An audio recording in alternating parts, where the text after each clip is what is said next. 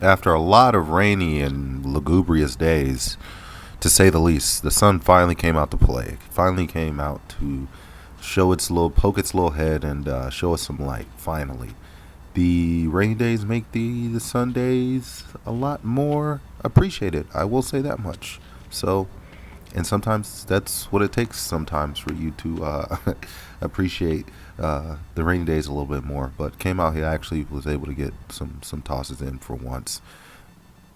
Shoes weren't completely soaked when I got done from practice, and yeah, lots of good things for overall. It's definitely easier. Well, it's definitely a lot easier to enjoy everything with a nice breeze to your back and some sunny weather, and it also helps you think about things more clearly and not be so lugubrious as the word goes. But yeah, I kind of got to thinking, and I mean, if you spend any time out here yourself doing this kind of thing, is that the reality of the situation is that you don't kind of start to think about your life and think about what you've done and what you haven't done and all these things. And at the end of the day, the reality is that no matter what you do or what you don't do, nothing really matters.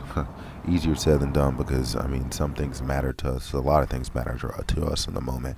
But for me to try to dwell on the fact that I hadn't thrown this far or I hadn't done that, for anybody to decide to try to sit there and dwell on what they hadn't done, well, motherfucker, you got today. You were blessed with today, so you got to take what you get today and you got to run with it. That's just the truth about it. There's no sense in dwelling on it, and there's also no sense in, and I catch myself doing this, is staying in the future tense of, oh, when I do this and when this happens and blah blah blah blah blah. I watched a little documentary. I believe it was Lance Steele, and he brought up a very interesting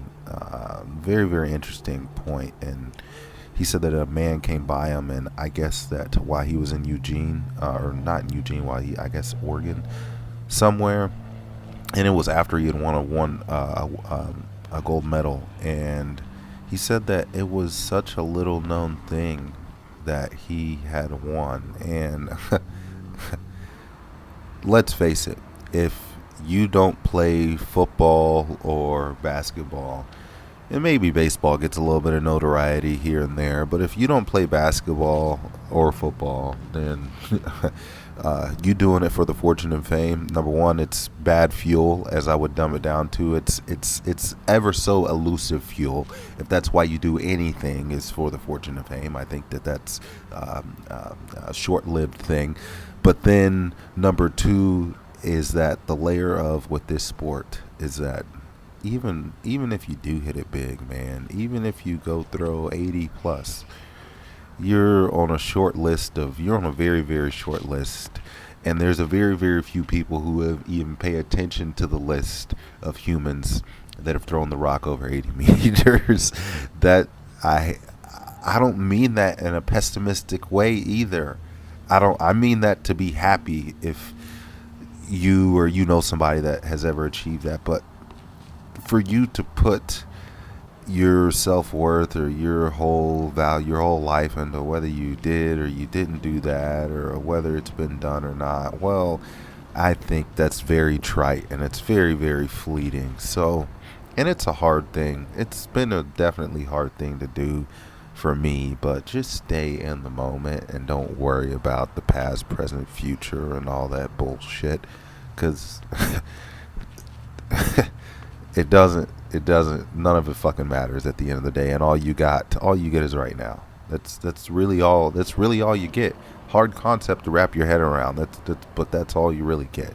So anyways, gotten here, took some throws, enjoyed myself for the most part. I'm trying to learn to work with the ball better again. I don't know what happened. I know what happened. You stop practicing, and when you stop practicing, you lose your sauce. So, got some work to do here. The technique looks like meh. Seen better days. I can tell that there's something weird with my left side, the opposite side. I don't know if I'm not keeping it tight enough, or I'm getting a bit over to the right, but for some reason on that entry, the rest of the throw, I have the ability to accelerate the turns on the rest of the throw, but it's not something that is being set up right out of the back of that ring, and I can full fledged tell it without an ounce of a problem. So I'm gonna have to work on that. I'm gonna have to get to the bottom of that. The ball feels I don't know if I'm getting enough height on it, if I'm getting the height of release like I want to. Sometimes it feels like I'm just turning through throws.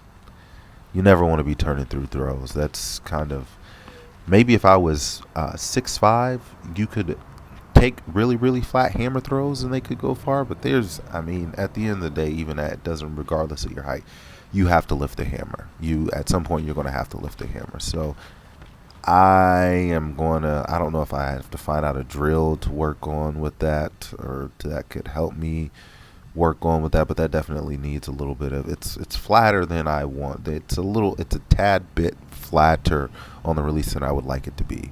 So don't know what that's going to entail, but it's a process, and you either learn to love the process or you get out the kitchen. And you really gotta think about it at the end of the day. And I don't spend too much time, brain energy on it, but do you know how many people have given up and just stopped, didn't see, or maybe they got burnt out? And I even think about some of the athletes that I went to high school and college a little bit. I mean, there's people that threw discus further than me and things like that, to that nature. And I think about who even still works out. Like, that's kind of what I question with people. It's like, who still even like works out? I get if you don't want to throw anymore, but who still like works out at all? And that number dwindles. That number really really dwindles as you get older. And guess what? It's because it's life, and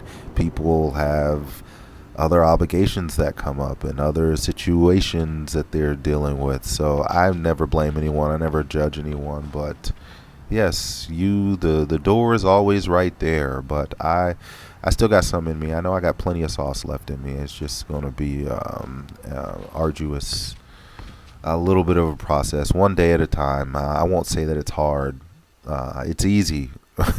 It's easy if I say it's easy. So didn't beat myself down too much. Got 20 of them. Got 22, I believe, was the total number of throws. 22 throws. So not too much, not too little. Would like to get closer to 25, I guess, between 25 and 30ish. But I'm not going to beat myself up about it too much. 20 was the bare entry, and I'm glad that I got that done. So would like to get the technique. The entry is going to need to be a little bit more succinct, because I can tell I'm kind of getting all over the place. Sometimes I'm going in the right half of the sector, and sometimes I'm going middle, and it's a lot more all over the place than I would like it to be. But what can you do but focus on your technique and execute? That's all you can do. But that's just about all I got, guys. You should already know what the deal is. Run on your toes, keep your mouth closed, lock your doors, save your throws. Most importantly, live to fight another day. I'm going to get out of here.